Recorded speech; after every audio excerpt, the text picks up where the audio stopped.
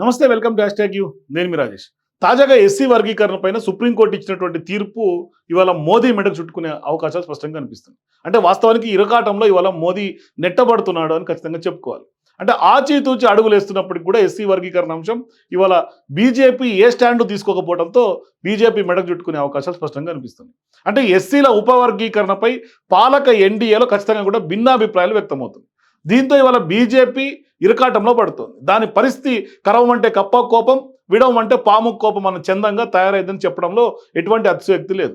అంటే ఉపవర్గీకరణకు green signal ఇస్తూ supreme court ఇచ్చినటువంటి తీర్పును ఎన్డీఏ మిత్రపక్షమైనటువంటి లోక్ జనశక్తి పార్టీగా ఉన్నటువంటి రామ్ విలాస్ వ్యతిరేకిస్తున్నారు. మరోవైపు దీనిపై రివ్యూ పిటిషన్ దాఖలు చేస్తామంటూ కూడా ఆ పార్టీ అధ్యక్షుడిగా చిరాగ్ పాస్వాన్ కూడా ప్రకటించారు.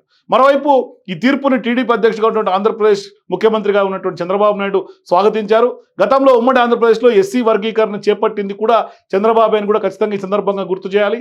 ఇక 1997లో రెండోసారి ముఖ్యమంత్రి అయినటువంటి చంద్రబాబు మాదిగలకు చేరువయ్యే ఉద్దేశంతో ఎస్సీలను ఏబిసిడీలుగా కూడా వర్గీకరించారు. సో ఇప్పుడు ఎస్సీల ఉపవర్గీకరణపై రాష్ట్రాలకు అధికారం ఉన్నదంటూ ప్రధాన న్యాయమూర్తిగా ఉన్నటువంటి చంద్రచూడ్ నేతృత్వంలో 7 సభ్యుల ధర్మాసనం గత గురువారం చారిత్రాత్మక తీర్పును వెలువరించినటువంటి విషయం మనందరికీ తెలిసిందే. పెద్ద ఎత్తున వార్తల్లో చూస్తా ఉన్నాం. అయితే దీనిపైన బీజేపీ ఇప్పటి వరకు స్పష్టమైనటువంటి వైఖరిని అయితే వెల్లడించలేదు.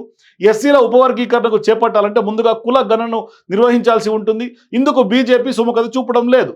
అందుకని వాళ్ళు సుప్రీంకోర్టు తీర్పును నిర్విద్వందంగా తిరస్కరించడం కానీ లేదంటే కానీ ఆమోదించడం కానీ బీజేపీ చేయడం లేదు. ఎందుకంటే ఉపవర్గీకరణ చేపడితే ఖచ్చితంగా దక్షిణాదిన ఆ పార్టీ లాభపడుతుంది.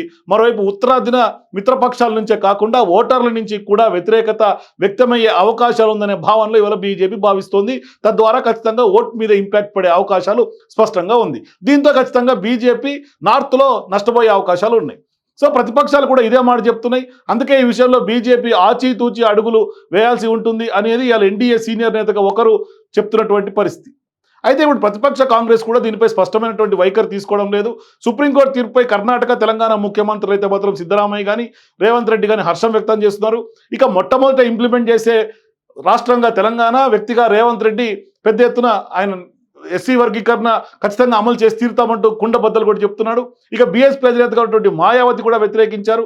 రిజర్వేషన్లకు సంబంధించినటువంటి దళితులకు క్రీమీ లేయర్ను వర్తింప చేయకూడదని చిరాగ్ పాషాను కూడా అభిప్రాయపడ్డారు. ఇక దళితులను అంటరాని వారిగా పరిగణించి శతాబ్దాల తరబడి సామాజిక బహిష్కరణ చేశారని, అందుకే రిజర్వేషన్లు రాజ్యాంగంలో చేర్చడం జరిగిందని ఆయన కూడా చెప్తూ ఉన్నారు. సో ఇప్పుడు క్రిమీ లేయర్ను వారి విద్యా ఆర్థిక పరిస్థితుల కారణంగా నిర్ధారిస్తారు. అయితే దళితులు ఎంత విద్యావంతులైనా సంపన్నులైనా సమాజంలో వారి స్థానం ఏమీ మారలేదని కూడా ఇవాళ చిరాగ్ పాస్వాన్ అభిప్రాయపడుతున్నటువంటి పరిస్థితి. వివాహ ఊరేగింపుల్లో గుర్రాలు తోలడానికి దళిత యువకులను ఇప్పటికీ కూడా అనుమతించడం లేదని, పేరొందినటువంటి దళిత నేతలు దేవాలయాలు సందర్శనకు వెళ్ళిన తర్వాత వాటిని శుద్ధి చేస్తున్నారంటూ కూడా ఆయన ఈ సందర్భంగా గుర్తు చేస్తున్నారు. సో ఇప్పుడు సుప్రీంకోర్టులో రివ్యూ పిటిషన్ దాఖలు చేయాలనేది తమ పార్టీ నిర్ణయం అని, దీనిపై ఇంకా బీజేపీని సంప్రదించలేదని చెప్తున్నారు. ఇక తెలంగాణలో కూడా ఎస్సీల ఉపవర్గీకరణకు బీజేపీ సమర్థించింది. ఉపకోటాపై మాదిగల దీర్ఘకాలిక డిమాండ్ను పరిశీలించేందుకు కమిటీని ఏర్పాటు చేస్తామని లోక్సభ ఎన్నికలకు ముందు ప్రధాని నరేంద్ర మోదీ తెలంగాణ వేదికగానే కొంత పెద్ద ఎత్తున ప్రకటించినటువంటి నేపథ్యం. ఇక ఎంఆర్పీఎస్ అధ్యక్షుడు మందకృష్ణ మాదిక్ కూడా బీజేపీ పైన ప్రశంసలు వర్షాలు కూడా అప్పట్లో కురిపించినటువంటి పరిస్థితి. సో ఈ సందర్భంగా మరి ఇప్పుడు ఎంఆర్పీఎస్ డిమాండ్ 30 ఏళ్ల పాటు చేస్తున్నటువంటి పోరాటానికి కొంత సత్ఫలితాలు వచ్చింది. మందకృష్ణ సక్సెస్ అయ్యాడు. ఇట్లాంటి సందర్భాల్లో సుప్రీంకోర్టు తీర్పు ఆశాజనకంగా అనిపిస్తోంది. మరోవైపు తెలంగాణ ముఖ్యమంత్రిగా ఉన్నటువంటి రేవంత్ రెడ్డి కూడా స్పష్టంగా అమలు చేసి తీరుతామంటూ కూడా చెప్తున్నాడు. మరి బీజేపీ ఇప్పుడు స్టాండ్ చెప్పాల్సినటువంటి పరిస్థితి ఉంది.